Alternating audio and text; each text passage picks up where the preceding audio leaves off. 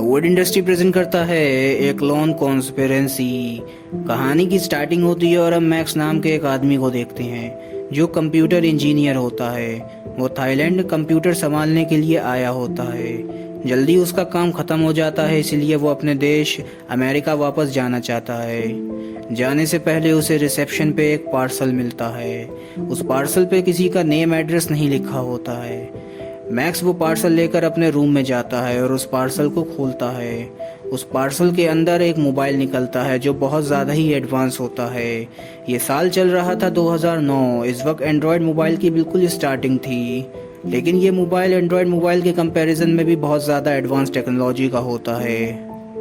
अब max America जाने के लिए तैयार हो रहा होता है कि अचानक उसके मोबाइल पे एक मैसेज आता है। वो उस मैसेज को देखता है जिसमें लिखा होता है कि अगले 2 दिन तक होटल के अंदर 50% डिस्काउंट चलेगा।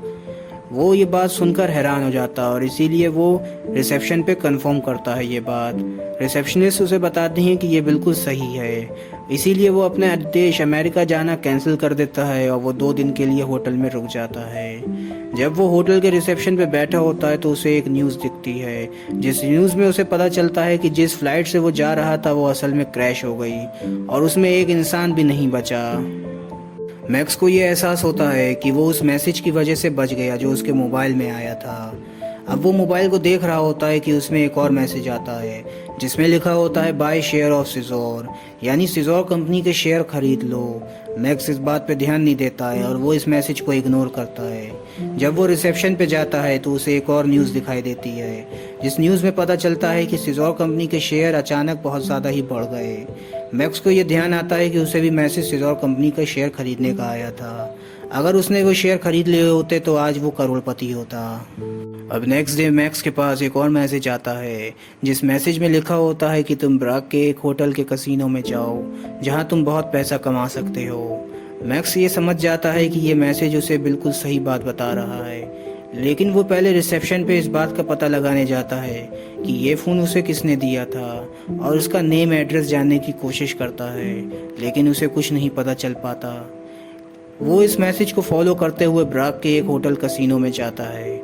मैक्स अब जब कसीनो पहुंचता है तो उसके पास एक और मैसेज आता है, जिस मैसेज में लिखा होता है कि तुम कसीनो की 13 नंबर वाली सीट पे जाओ।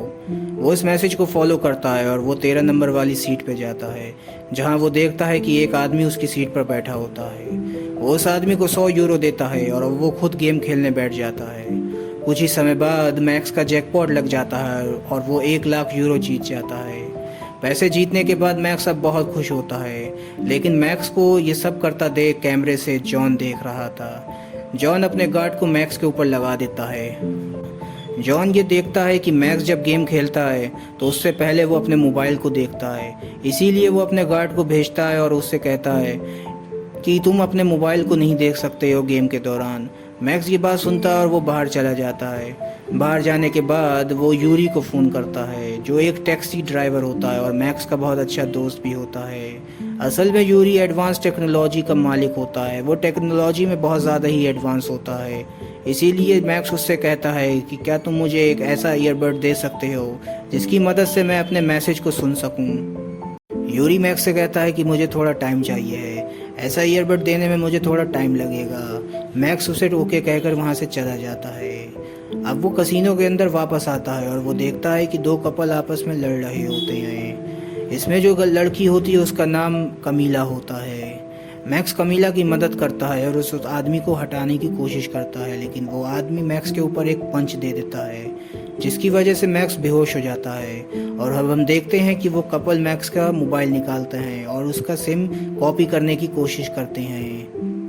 अब जब मैक्स को होश आता है तो उसके सामने कमीला होती है। वो कमीला को देखकर अट्रैक्ट होता है और उससे कहता है कि क्या तुम मेरे साथ ड्रिंक करने चलोगी। कमीला उससे कहती है कि फिर कभी, और वो दोनों वहाँ से चले जाते हैं। अब मैक्स के पास यूरी का फ़ोन आता है। जब वो वापस बाहर जाता है यूरी से मिलने तो यूरी उसे एक ईयरबड देता है, जो एक वायरलेस ईयरबड होता है, और यूरी उससे बताता है ये तुम्हारे मैसेज को वॉइस बनाकर तुम्हारे ईयरबड से कन्वर्ट करेगा, जिसकी मदद से तुम अपने मैसेज को सुन सकते हो। मैक्स का ये काम हो जाता है और वो वापस उस कसीनो में जाता है बहुत सारे पैसे कमाने के लिए। देर बाद जॉन अपने गार्ड्स को लेकर उसकी तलाशी लेने आता है। वो देखना चाहता है कि ये इतने पैसे कैसे जीता, लेकिन वो जॉन से बचने के लिए भागता है। मैक्स अपनी जान बचा रहा होता है, इसीलिए वो कसीनो से बाहर निकलना चाहता है। अब मैक्स कसीनो से जब बाहर निकल रहा होता है तो FBI एजेंट डेव उसे गिरा देता है और वो उसके हाथ में हथकड़ी पहना देता है, जिसके बाद जॉन भी वहाँ आ जाता है। जॉन डेव से कहता है कि ये मेरा आदमी है। असल में डेव और जॉन दोनों एक दूसरे को जानते हैं, क्योंकि जॉन कसीनो चलाने से पहले FBI एजेंट था, वो भी FBI में काम करता था, इसीलिए डेव और जॉन एक दूसरे को जानते हैं। डेव उससे कहता है कि मुझे इससे कुछ सवाल करने हैं, इसीलिए वो मैक्स को अपने साथ ले जाता है। अब यहाँ सीन शिफ्ट होता है और हम देखते हैं कि मैक्स हथकड़ी पहना दी गई है और वो बना हुआ है। डेव उससे सवाल पूछता है और मैक्स उसे सब कुछ सच सच बता देता है। असल में डेव उस मोबाइल के फ़ोन के बारे में जानना चाहता है। मैक्स उसे बताता है कि मुझे नहीं पता ये किसका मोबाइल है, इसका नेम एड्रेस भी नहीं जानता, बस मुझे ये पार्सल के ज़रिए मिला था। डेव को मैक्स की बात का यकीन आ जाता है और यहाँ पर हम देखते हैं कि जॉन भी आ चुका है। जॉन असल में ये जानना चाहता है कि मैक्स इतने पैसे कैसे जीता था। डेव उसे बताता है कि ये मोबाइल फ़ोन की मदद से जीता, क्योंकि मोबाइल फ़ोन पे एक मैसेज आता है जो बहुत सारे लोगों को पैसे कमवाता है। अब यहाँ पर सीन शिफ्ट होता है और हमें पता चलता है कि डेव जॉन से कहता है कि असल में यहाँ पर बहुत सारे अमेरिकन के साथ ऐसा ही हो रहा है। ज़्यादातर अमेरिकन के साथ एक ऐसा मोबाइल मिलता है और उन्हें मैसेज आता है, जिस मैसेज में वो बहुत ज़्यादा ही पैसे कमाते हैं, लेकिन इसका ड्रॉबैक ये होता है कि उन सभी की बहुत रहस्यमय तरीके से मौत हो जाती है। अब हम देखते हैं कि कसीनो का मालिक जो पहले FBI एजेंट था, जिसका नाम जॉन, वो भी डेव के साथ तैयार हो जाता है इस मिशन में निकलने के लिए है। अब यहाँ पर सीन शिफ्ट होता है और हम मैक्स को देखते हैं जो अपने होटल में आराम कर रहा होता है कि अचानक उसके मोबाइल पे कमीला का फ़ोन आता है। कमीला उसे ड्रिंक के लिए बुलाती है और वो वहाँ पर चला जाता है। जब ये दोनों ड्रिंक कर रहे होते हैं तो हम जॉन और मैक्स को देखते हैं। जॉन मैक्स को लेने आया होता है और साथ ही में डेव भी मैक्स को लेने आया होता है। वो दोनों मैक्स को लेकर जाते हैं और ये सिचुएशन बताते हैं। वो कहते हैं कि तुम्हें कसीनो में दोबारा जाना पड़ेगा ताकि तुम्हारे पास 3 मैसेज आएँ और हम उसे पकड़ पाएँ। मैक्स ये करने के लिए तैयार हो जाता है, इसीलिए वो उस मोबाइल के साथ कसीनो में वापस जाता है और वहाँ पर एक गेम खेलता है। लेकिन यहाँ पर अब हमें दिखाया जाता है कि मैक्स वो गेम हार जाता है और उसे लॉस हो जाता है। गेम हारने के बाद मैक्स बहुत हैरान होता है, क्योंकि वो मैसेज को फॉलो कर रहा था लेकिन फिर भी वो गेम हार गया। इसके बाद हम देखते हैं कि मैक्स के मोबाइल पर एक मैसेज आता है जिसमें लिखा होता है कि अगर तुमने अपना मोबाइल एक बार फिर स्विच ऑफ करा तो मैं तुम्हें मार दूंगा, जैसे कि मैंने दूसरे लोगों को मार डाला। ये मैसेज देखकर मैक्स थोड़ा घबरा जाता है। इसके बाद हमें ब्रूक को दिखाया जाता है जो मैक्स के मैसेजेस को ट्रेस कर रहा होता है। वो पता लगाना चाहता है कि इन सब काम के पीछे कौन है। अचानक उसे ये बात पता भी चल जाती है और वो फौरन अपने कंप्यूटर को बंद कर देता है।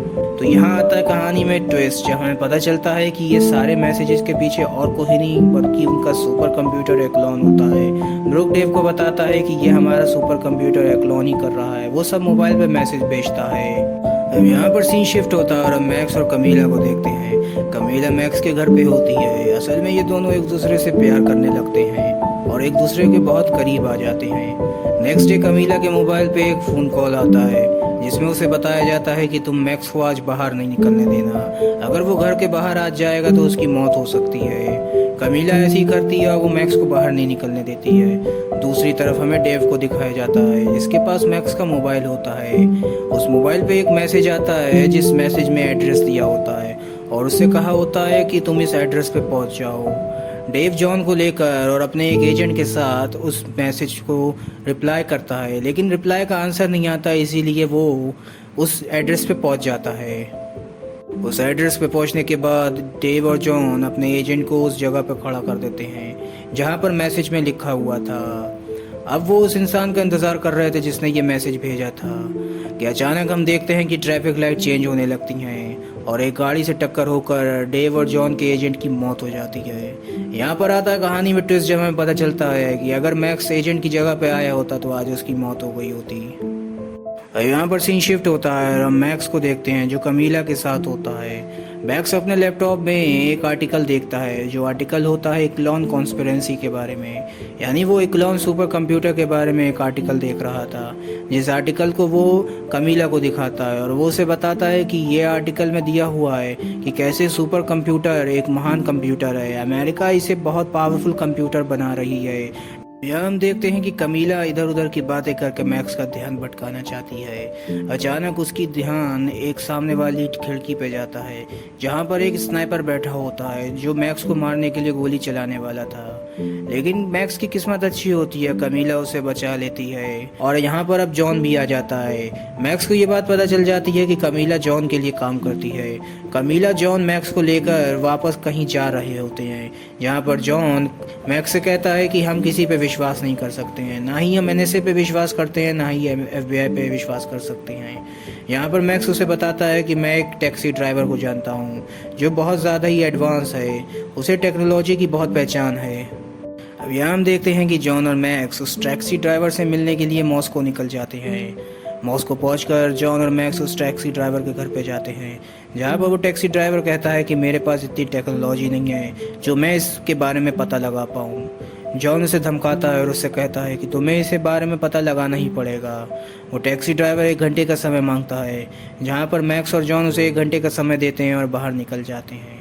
1 घंटे के समय के बाद मैक्स और जॉन उस टैक्सी ड्राइवर के घर पर वापस जाते हैं, जहाँ पर वो टैक्सी ड्राइवर उन्हें बताता है कि इन सब के पीछे और कोई नहीं बल्कि एक्लॉन ही है। ये एक्लॉन है जो ये सब काम कर रहा है और वो सभी को मैसेज भेजता है। ये बहुत सुपर पावर कंप्यूटर है, ये इतना पावरफुल कंप्यूटर है कि इसकी जड़ अब पूरी दुनिया में फैल रही है। वो मैक्स को ये भी बताता है कि ये तुम्हारे पीछे लगा हुआ है, असल में ये तुम जितने भी कसिनो में पैसे जीते थे ये सब इसी ने जिताए थे तुम्हें। जितने भी मैसेज ये करता है ये एक्लॉन ही भेजता है।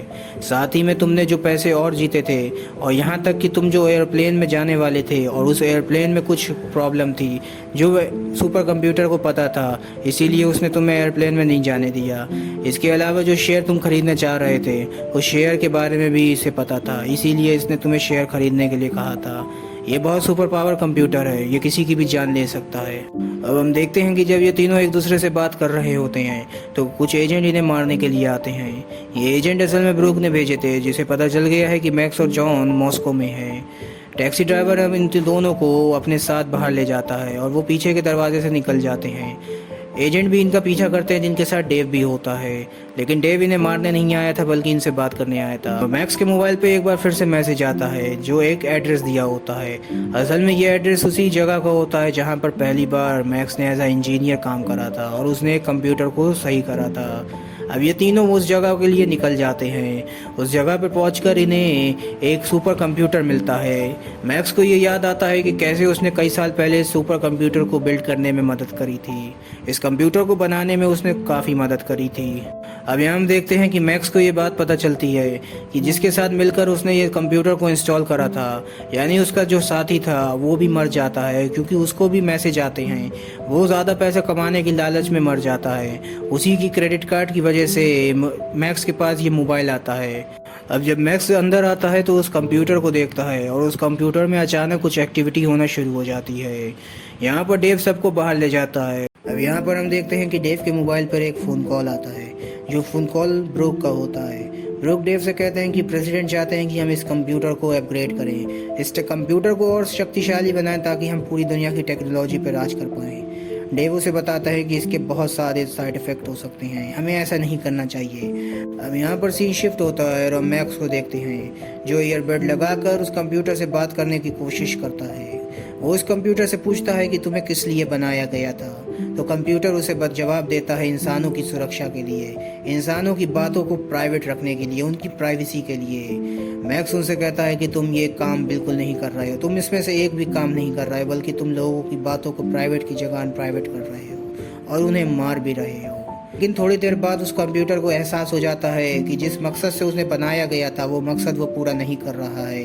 और यहाँ पर हम देखते हैं कि थोड़ी देर बाद वो कंप्यूटर अपने आप को शट डाउन करना शुरू कर देता है और वो पूरा का पूरा कंप्यूटर शट डाउन हो जाता है। दूसरी तरफ हमें दिखाया जाता है कि मैक्स और उसके साथी जेल में बंद हैं। उनकी बेल कमीला करा देती है। असल में इनकी बेल इसलिए हो जाती है क्योंकि प्रेसिडेंट नहीं चाहते थे कि इस बात के किसी को भी पता चले। ये बहुत क्रूशियल बात थी, बहुत अंडरकवर बात थी। और यहाँ पर हम मैक्स और कमीला को देखते हैं जो एक दूसरे के साथ बहुत खुश होते हैं। कमीला मैक्स को वो कार्ड दिखाती है जिसकी वजह से वो बहुत ज़्यादा ही अमीर हुआ था, जहाँ पर उसने कसिनो में पैसे जीते थे। वो उस कार्ड और चेक को देखकर बहुत खुश होता है। कमीला उससे कहती है कि तुम पैसे नहीं हारे थे, बल्कि तुम अभी भी वो पैसे जीत सकते हो और तुम्हारे पास भी वो $3 लाख अभी भी हैं। मैक्स ये बात देखकर बहुत खुश होता है। लास्ट में भी दिखाया जाता है उस टैक्सी ड्राइवर को जो असल में रशिया का एक बहुत बड़ा एजेंट होता है। वो अपने सीनियर के पास जाता है और उस सीनियर से कहता है कि हम अपने मिशन में कामयाब हुए, हमने उस कंप्यूटर को बंद कर दिया है। अगर फ्यूचर में वो कंप्यूटर फिर से स्टार्ट होता है तो हम उसे फिर से बंद कर देंगे। और यहाँ हो जाता है कहानी का दी एंड। अगर आपको ये स्टोरी पसंद आई और इसी तरीके की वीडियो आप मेरे चैनल पर देखना चाहते हैं तो मेरे चैनल को सब्सक्राइब कर दें और इस वीडियो को लाइक करना ना भूलें। मिलते हैं एक अगली वीडियो में, जब तक के लिए गुड बाय।